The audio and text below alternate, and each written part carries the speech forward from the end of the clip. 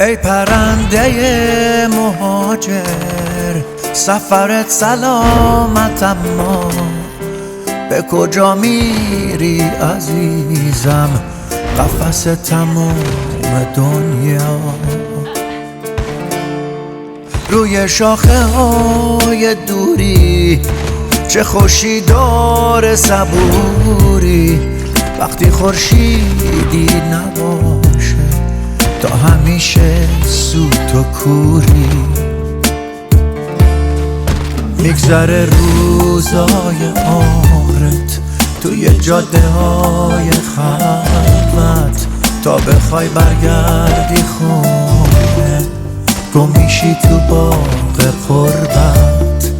واسه ما فرقی نداره هر جا باشیم، شب نشینیم دلخوشیم به این که شاید سحر رو یه روز ببینیم، آخرش یه روزی هجرت در خونتو میکوبه. تازه اون لحظه میفهمی همه آسمون